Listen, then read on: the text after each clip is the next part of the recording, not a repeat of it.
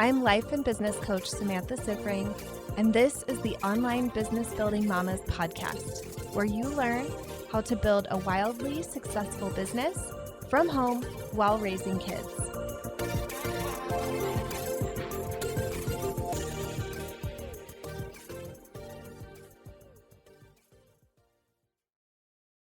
Hello, everybody. We are here for another episode, and this one is another amazing interview with one of my lovely, brilliant clients. I am really pleased to be bringing this episode to you. I am loving this series of client interviews, and I have a few more lined up that I think are really going to inspire you. That is what I'm after here, to really bring you some stories that are different than mine, some people from some different backgrounds, different experiences in life that are different than mine. Having people share their breakthroughs and inspiration and pivotal moments in their business that are different than the ones that I have had in my business. I think there's so much value in hearing additional stories and being exposed to all different kinds of paths to success and what that might look like. So today's episode, I am interviewing my client, Yesenia Faiella. I am so happy to have her on. She actually has a really fascinating and amazing story. So she originally was an attorney. She built a brick and mortar law practice, and I am fascinated hearing about how she built it. Thankfully, on this episode, she shares a bit about building that brick and mortar business. And then she has actually transitioned from that business to now having an online coaching business.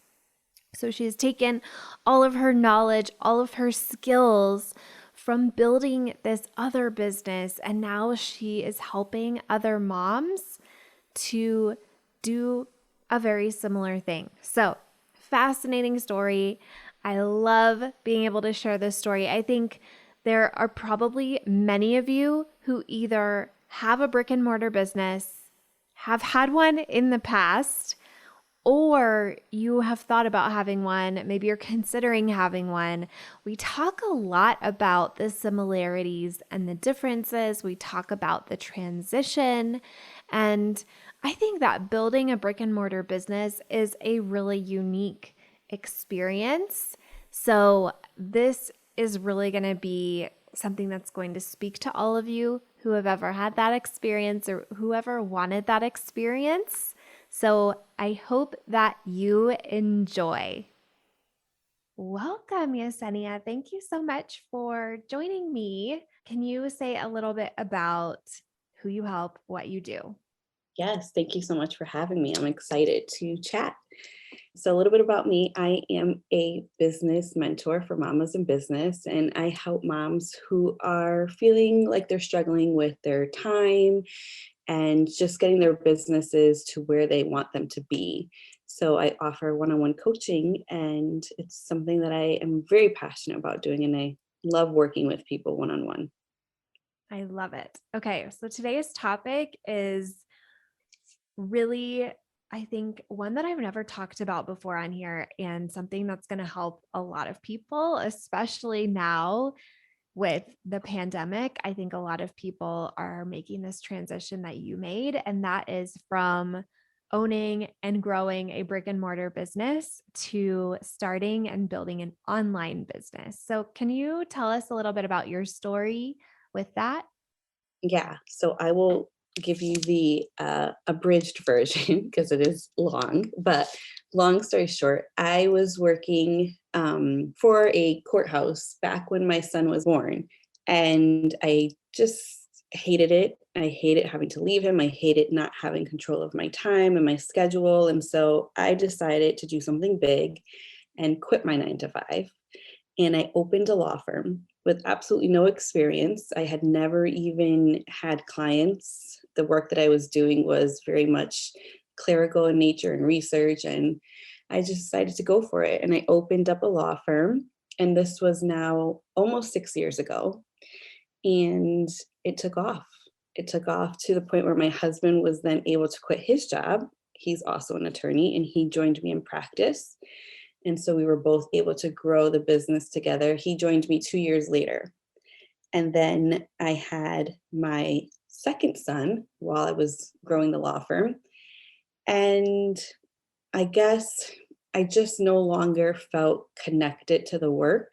I was very passionate about the opportunity and the possibility and the lifestyle that entrepreneurship gave me, but I wasn't necessarily passionate about the work I was doing. And so I found that my passion was really elsewhere. And so I entered the online space and started just talking to other moms about juggling motherhood and career and business. And that opened the door to business coaching. And I that's love where it. I am now. Yeah. I love it. I know one of the things that we've talked about a lot, and this will be relevant to business coaches out there, is when you first started as a business coach, any like struggle that you would have with business coaching business, you would then use as like a reason why you weren't like qualified to be a business coach. And I would always be like, you've built a successful business before. That is your qualification. And I think a lot of business coaches have some prior experience. That's why they got into business coaching, but then they use their coaching practice against themselves in that. I would love if you would speak to that a little bit for people listening who might be struggling there. Yeah, absolutely. That was a huge hurdle that I had. And it was something that kept coming up. And as much as I tried to push it aside and quote unquote get over it, it kept just coming back up. And I felt like the only business I knew how to build was a law firm. So I should be helping other moms and women grow law firm businesses. And it really kept me stuck because I couldn't understand that what I built translated to other types of businesses. And so it finally clicked when I decided to ask myself the question, well, how did I build what I built? Right. And I think that was something that you coached me through endlessly. It was something that I constantly brought up. And you asked me to like really dive in and see, you know, what did I actually do? What did I build? What did I create? And when I asked myself that question, I realized, okay, if I get very specific to the law firm, I can totally see how this creates a law firm. But when I took a step back and I asked myself, now how does that translate to other businesses? I realized that what I built was through the same tools and techniques that I would use to build any kind of business, and that I was helping my clients realize as well. You know, for me, it looked like networking, right? It looked like using the connections that I had made in my 9 to 5. It looked like reaching out to potential clients. It looked like reaching out to the courthouses to get on the attorney list. And so in my online business, it looked like making connections with other moms, right? Talking to them, serving them, helping them. What I thought was just honing in on the practice areas that I was going to focus on in my law firm and not just opening a general practice was kind of like niching down, right? Really getting specific to who I wanted to help, how I wanted to help them, the transformation that I wanted to help them get to. And so when I took that step back and I said, oh, this is not as specific as I thought. It's not just related to law firms. What I did is what I'm currently doing. It's just a different word, right? Instead of practice areas, I have a niche.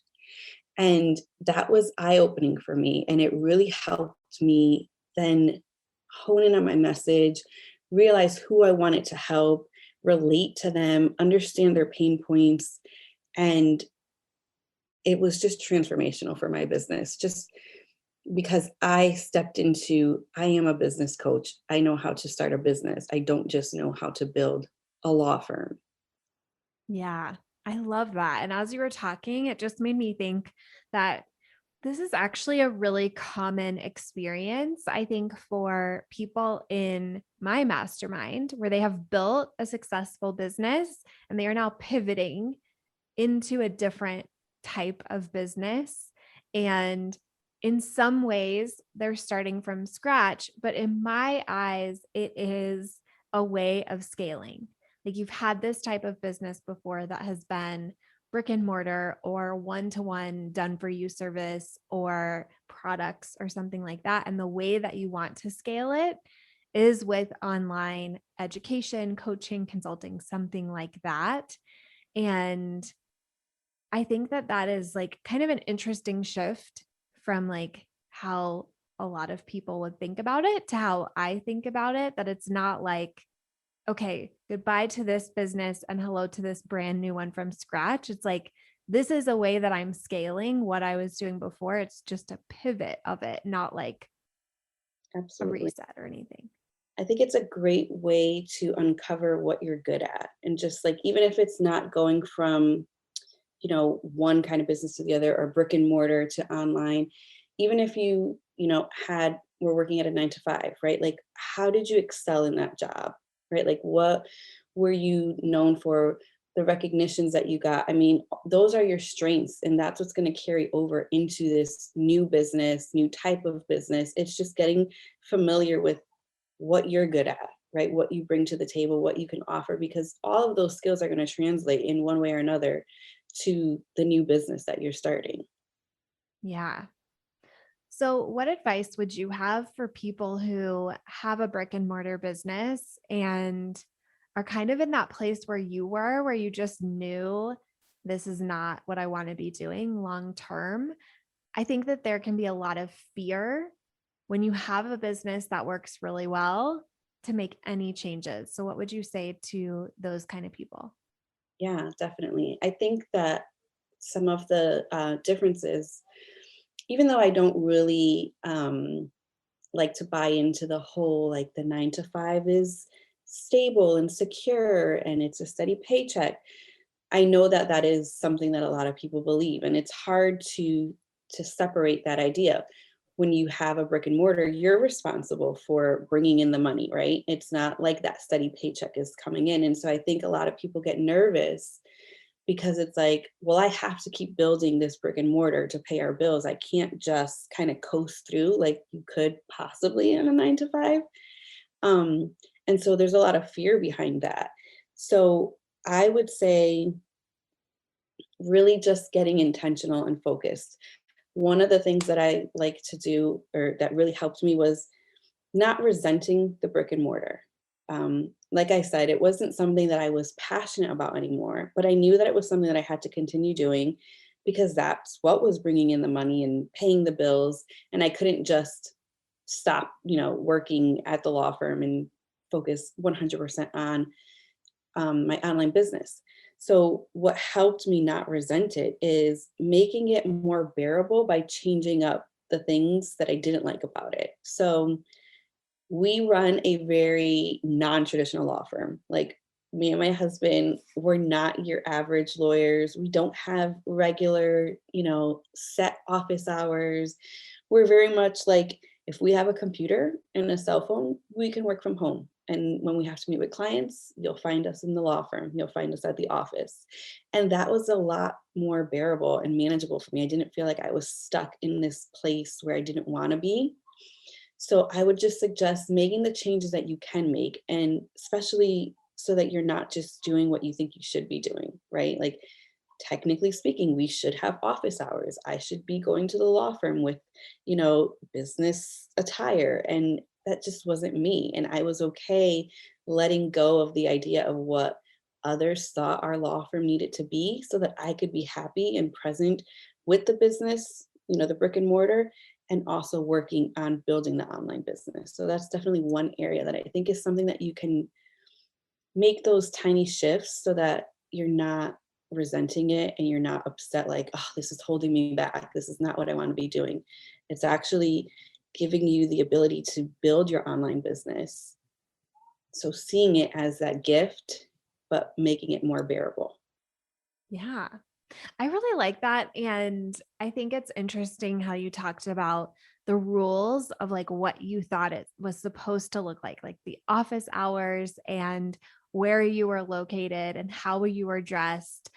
I Mm, think that this shows up so much with online business too, mhm. that my clients are always like, oh, but I have to have like this professional looking office and I have to look a certain way before I can show up in my business. Like, I think whether it is a brick and mortar traditional type of business in a fairly conservative kind of industry like law, or it's an online business where like you see tons of people with online businesses like on the couch in sweatpants. I think that we still like fall into that. Like there's a right way to show up and to be a business owner. Do you feel like that is something that's shown up for you with the online space as well? It definitely has. And I wish that I could say it didn't because I've just shared that in the brick and mortar space. I'm like, hey, this is me, these are the kind of lawyers we are. Um, but it has. It's just that idea of wanting to look the part or to look professional so that people take you seriously. And I've had to really, really get uncomfortable with that idea that I've built for myself. Honestly, I am a mom in business. I have kids who are going to be making noise in the background and who are, when I do my calls are from a room that I share space with. So I have my office and then my kids' homeschooling room is behind me. And some days there's a mess behind me and I didn't have time to pick that up. And I've just had to get really comfortable with showing up as who I am. And honestly, there are people who have worked with me and have told me the reason I decided to work with you is because when we were on that call, I saw the mess behind you and I knew that you were going to understand when we hopped on a call that my house wasn't going to look presentable. Yeah, absolutely. I love that so much. I feel like that's like one of the strategies for me. Like everybody sees my office, but like I'm positioned a couple feet in front of a wall for a reason. Like if you saw a whole big room behind me, it would not look this way because we have kids and I'm also not that neat and tidy either. My Yeah, desk is always like piles of things. So I think what I am hearing and what I find so interesting is the lessons that you learned and the identity and self concept that you created for yourself in building the law firm that made the law firm really successful are the same things to implement in your online business. The idea of like this is who I am and this is how I'm showing up, like it resonated in the law firm, which was really successful, and it's resonating with your clients in the online business. yeah. I'm curious if there's other things like that where you have seen that parallel of what really worked well in that business and what's working really well in this one. I think something that,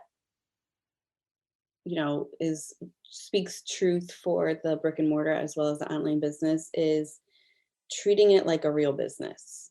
Um, and I think that that has kind of two meanings to it. But the first being, when I started the brick and mortar, I was very much invested and I knew that this is what I wanted. I knew it's what we needed. I knew that there was no going back and I needed to make it work. And that looked like keeping on the babysitter that we had who would watch my son when I was working the 9 to 5 and not feeling guilty about that. Not feeling guilty that I was taking time to build the law firm. And at the time, I was doing activities and actions and tasks that weren't necessarily generating income at that moment. And here I was paying for daycare.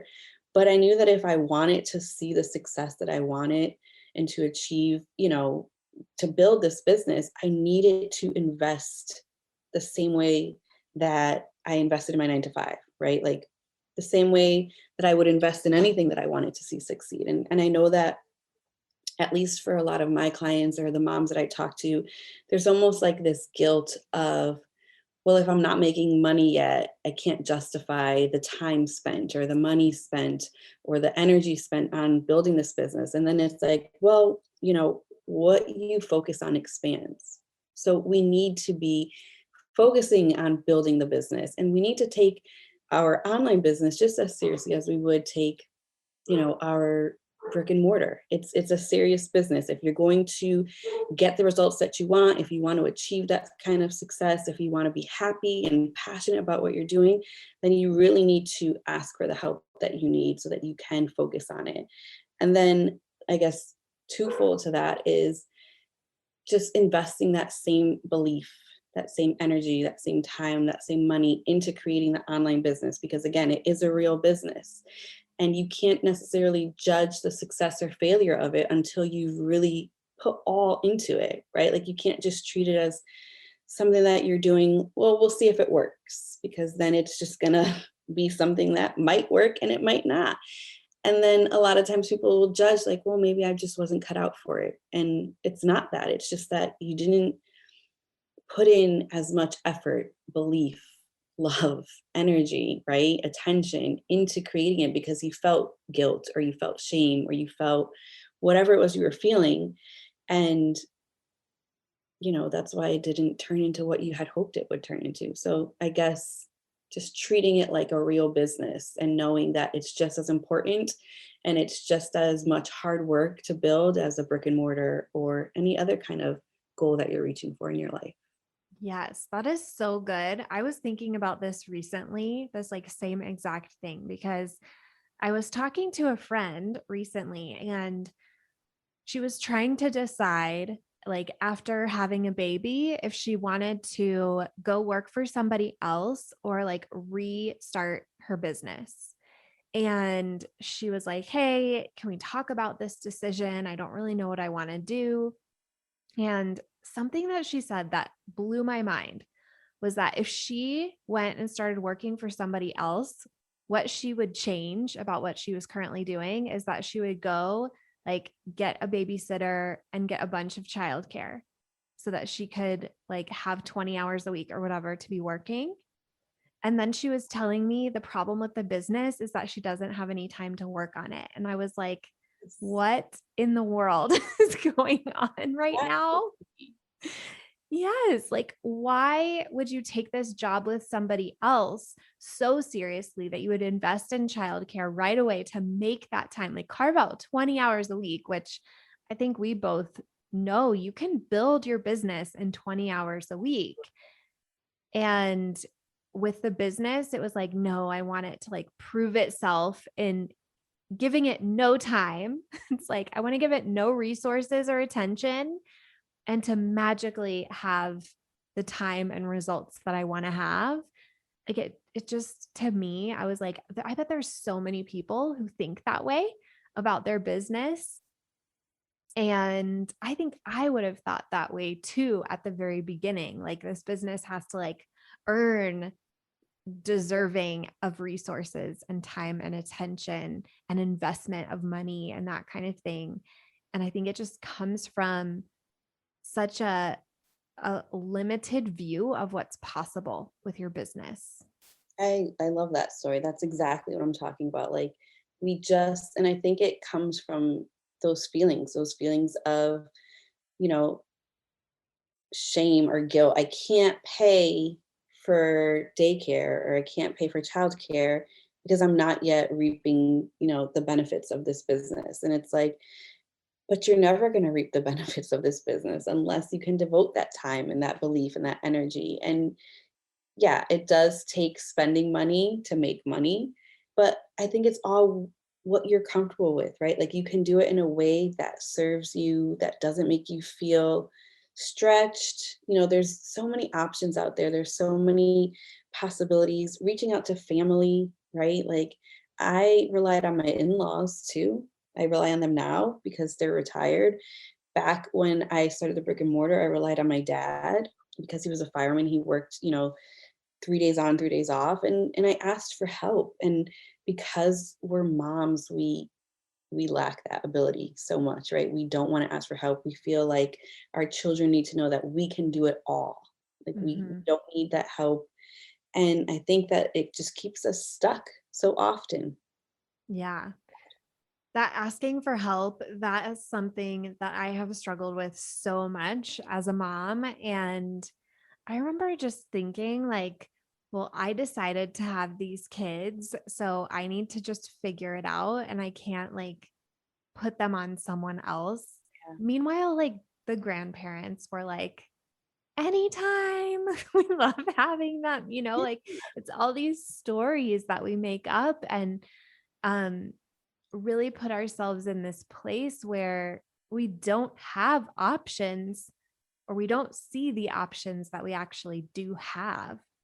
Yeah, and if we think about it, our kids are loving that time with other people, right? They're building those relationships and nurturing them, having a grand old time with grandparents who give them all the candy and then send them home. Mhm. Right? Like they're loving that time with them, but we see it as a negative. Well, they're not with mom. But, I I just think that it's something that they need, right? I wouldn't want to keep them from building those relationships with their grandparents or even nurturing relationships in a daycare, right? Having that social interaction.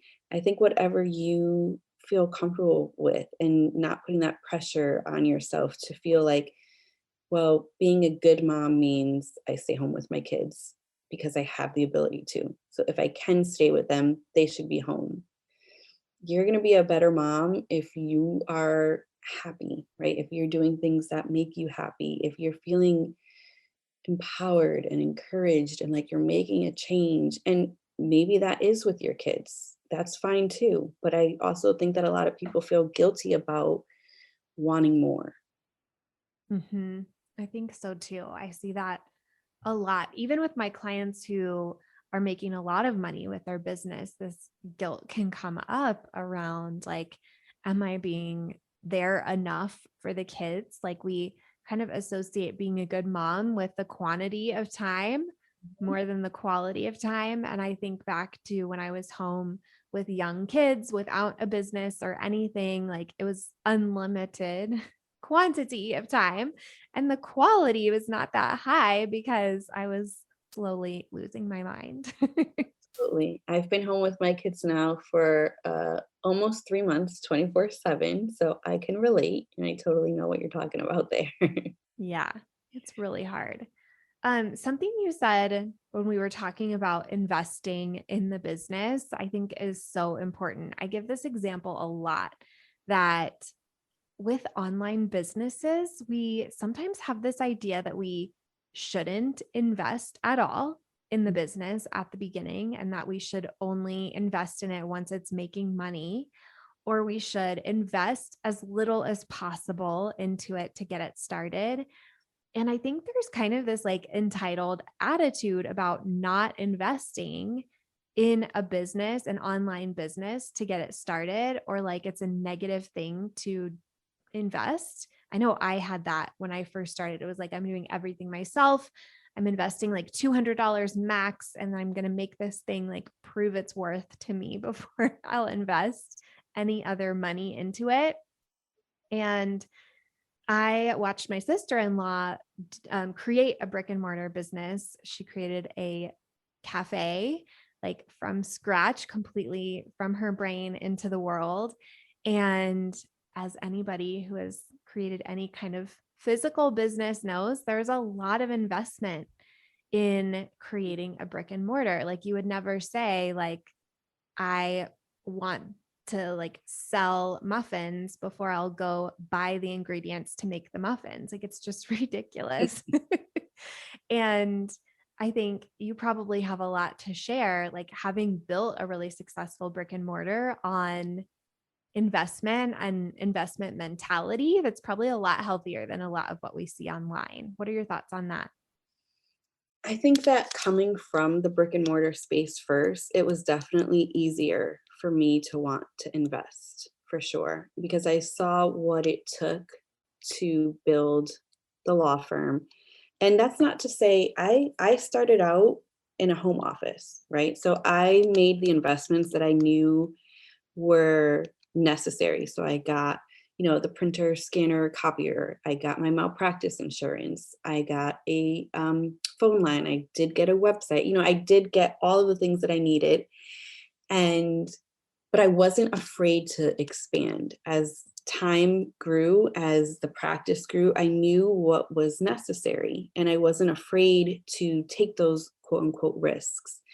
So when it came time for me to make investments in the online business, my story is a little bit different because I started by blogging, right? I started by just kind of sharing about my journey, motherhood, career balance, things like that. So by the time I decided, you know what, I want to pivot into the business coaching world, I had already been doing Mama of Both Worlds, just the name of the business, for about a year and a half, but I wasn't doing it at that point to make money. And so once I decided that this was something serious and something that I really wanted to take off and invest in, I got a coach, which was you. I think it was within 3 months' time. So it was pretty quick for me, just based on like what I hear other people saying. I in the Facebook groups I'm in and things like that, you hear people saying, I wish I had done it sooner. And I'm so happy that I did it as soon as I did, because I couldn't have gotten to the place where I'm at now without having taken that step. I needed that support, even though I had built a business beforehand. I mean, we've just talked about on this podcast, the biggest hurdle of all that I had, right? Like I built a business and it wasn't enough. I was like, no, that doesn't qualify me to teach others, right? And I needed help with that more than I needed help with any kind of strategy or anything like that. So it's important to me. And I think it's important to share that message. If you really want things to take off, it's not that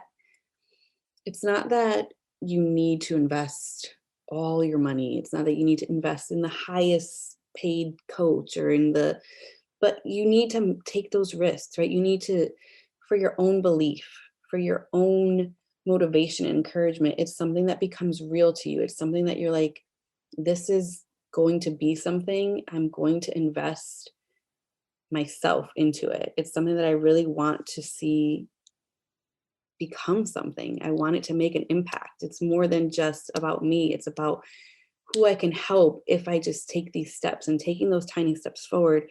I remember you shared this before, and it really stuck with me. Like the transformation with coaching happens the moment you say yes to yourself, right? And that was something that I felt from day one. I was elated. I was like so excited. Like, I can't believe I just did that. It's scary, but at the same time, it was like, I just bet on myself, right? Like I just took this risk. I've never done anything like this before. And it was exciting, and it made me show up in business differently than I probably would have. I probably would have treated it like, okay, let's see if this works, right? I wouldn't have been so committed to the big dreams that I had for it. It would have just been something that I did on the side. And, if it worked great, but that's harder to build. Yeah, I think it really is. I think for everybody, there comes a point where they have to decide, like, is this a non-negotiable that Yeah. this works or not? Yeah, So exactly. good.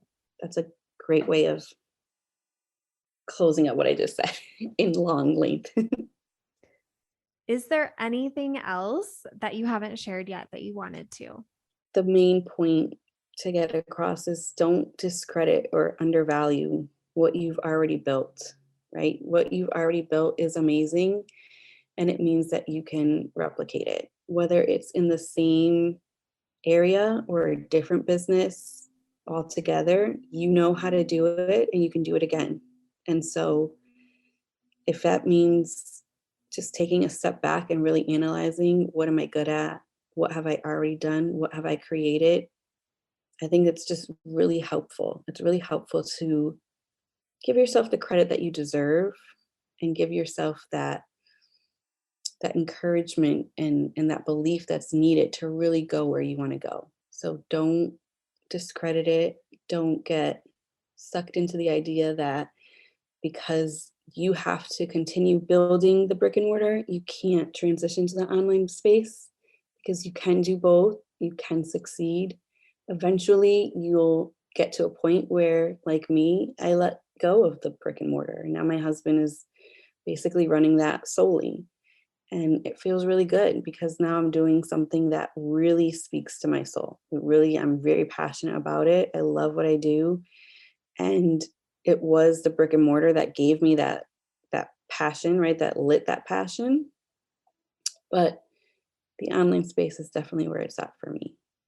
Love it. So good. So where can people find you online if they want to know more and want to work with you? Yeah, so the business is called Mama of Both Worlds. And so you can find me on Instagram at Mama of Both Worlds or my website, mamaofbothworlds.com. I love it. Thank you so much for joining me today. Thank you so much, Samantha. If you like this podcast, I want to invite you to coach with me over in my program, Mama to CEO.